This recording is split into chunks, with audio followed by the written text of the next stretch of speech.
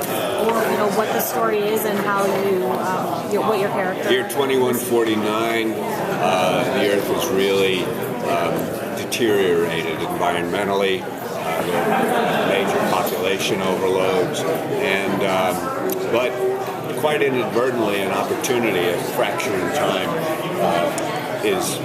appears, and because we can, in that sort of Mount Everest sort of attitude, we journey back. I'm the first one through, and I found a colony called Terra Nova. My name is Frank. I don't know why I said it. My name is Commander Nathaniel Taylor, and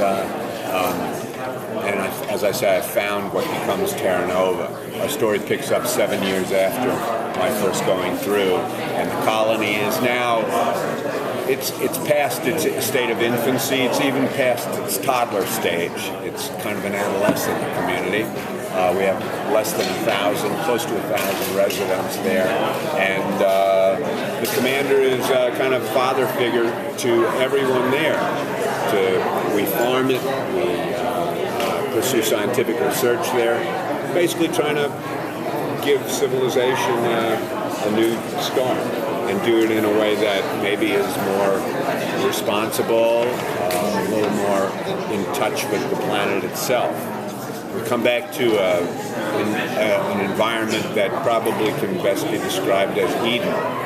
It's pristine, it's pure, and it's very, very dangerous as well. And so our story, and then we follow the story essentially of the Shannon family, led by Jason O'Mara playing Jim Shannon. And they're colonists who come in, and they attempt to recreate their own life there. And so it's all the dramas that occur on a weekly basis, as you meet all creatures, all these newly imagined dinosaurs, and it's men and women in harmony and at odds with a new environment. You say over the course of the episodes you've shot so far, you know, Taylor is sold as a certain way when you see the promos and stuff. Yes, he's a welcoming figure, he's also the authority figure. And over what you've shot so far, what has kind of evolution is needed in the first however many episodes you've done? Well, it's a great question. Taylor is going through a period of hardening and softening. He's essentially a heroic figure. He's a very fine guy, but he's so deeply invested in every stone that's been laid there that, you know, that can also make you somewhat autocratic. His philosophy, whether it's articulated that way or just kind of fact, is it's my way or the highway. I'm the final deciding factor on how things are going to get done here, and that can sometimes that can have some devastating repercussions, because in the end he's not a Superman. He's just a man. Seems to me. So it's less of a democracy, more like a tyranny type situation. Well, I don't think tyranny is not a word I would use. It's not a democracy. No, in fact, that's not a discussion that Taylor would ever want to have. You know, he certainly solicits opinions and advice from everybody, but when he says the gates are closed, that means the gates are closed. But tyranny, I don't view it that way. A benevolent monarchy, perhaps? Did you find yourself getting offered a lot of sci-fi roles after Avatar, and why did you choose to do this one? Well, I do get offered sci-fi, certainly. This one, I thought the pedigree was extraordinary. The fact that it's Steven Spielberg. I just was intrigued by it. I thought the role was great. The possibilities for this role are quite enormous, it seems to me. And I like the idea of developing the character over a period of time. You know, seeing where it goes. The script itself was intriguing, I thought. And, you know, I just go back to say it always has to do with the possibilities, you know. And clearly a show of this magnitude is a big roll of the dice for everybody involved. and I like that. It was like once you get a fix of that with something like Avatar, where the dice were really rolled, because Avatar could have been a disaster. Turns out it wasn't. You kind of get it's sort of like being in a high stakes game or something like that. You want to do it again. I feel like that's what this is. What do you feel has been the most challenging part of this role for you?